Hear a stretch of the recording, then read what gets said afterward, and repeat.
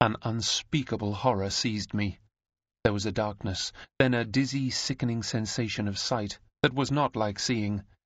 I saw a line that was no line, space that was not space. I was myself, and not myself. When I could find voice, I shrieked loud in agony. "Either this is a madness, or it is hell." "It is neither," calmly replied the voice of the sphere. "It is knowledge. It is 3 dimensions. Open your eye once again and try to look steadily." I looked, and behold, a new world! There stood before me, visibly incorporate, all that I had before inferred, conjectured, dreamed, of perfect circular beauty. What seemed the centre of the stranger's form lay open to my view. Yet I could see no heart, lungs, nor arteries, only a beautiful, harmonious something, for which I had no words. But you, my listeners in Spaceland, would call it the surface of the sphere. Prostrating myself mentally before my guide, I cried, "How is it, O divine ideal of consummate loveliness and wisdom, that I see thy inside, and yet cannot discern thy heart, thy lungs, thy arteries, thy liver?" "What you think you see not," he replied. "It is not giving to you, nor to any other being, to behold my internal parts. I am of a different order of beings from those in Flatland. Were I a circle, you could discern my intestines, but I am a being composed, as I told you before, of many circles, the many in the one, called in this country a sphere. And just as the outside of a cube is a square, so the outside of a sphere represents the appearance of a circle."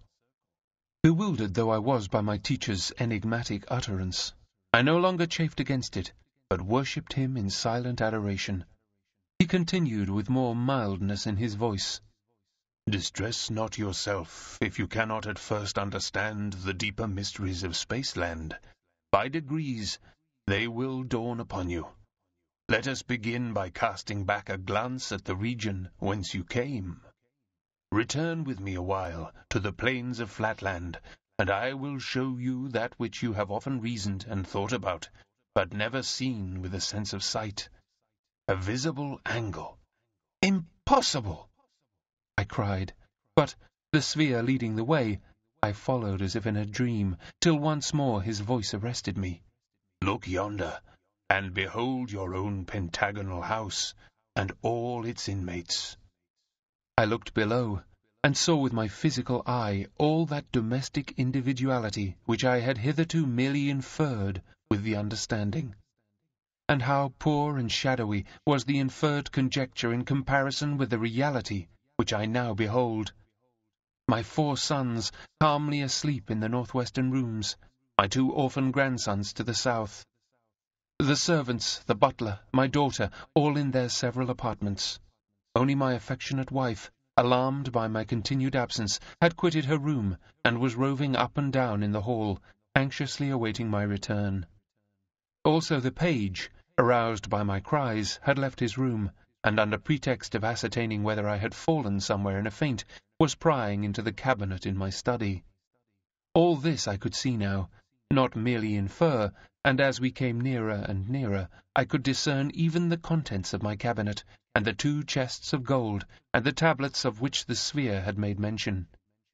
Touched by my wife's distress, I would have sprung downward to reassure her, but I found myself incapable of motion. "Trouble not yourself about your wife," said my guide.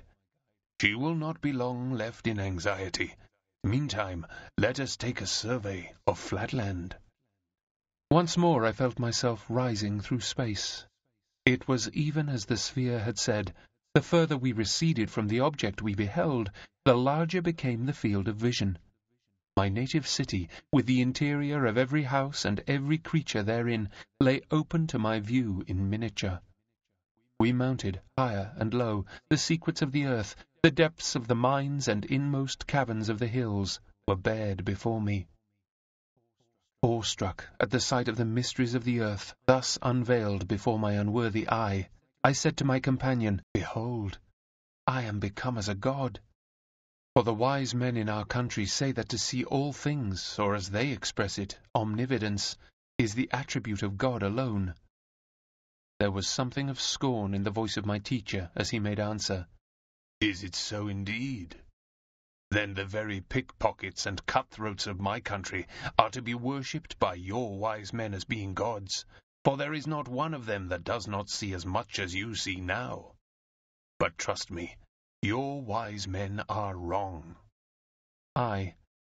Then is omnividence the attribute of others besides gods? Sphere. I do not know. But if a pickpocket or a cutthroat of our country can see everything that is in your country, surely that is no reason why the pickpocket or cutthroat should be accepted by you as a god. This omnividence, as you call it, is not a common word in Spaceland. Does it make you more just, more merciful, less selfish, more loving?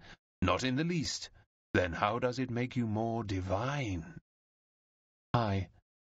More merciful, more loving. But these are the qualities of women, and we know that a circle is a higher being than a straight line, in so far as knowledge and wisdom are more to be esteemed than mere affection. Sphere. It is not for me to classify human faculties according to merit. Yet many of the best and wisest in Spaceland think more of the affections than of the understanding, more of your despised straight lines than of your belauded circles. But enough of this. Look, yonder. Do you know that building?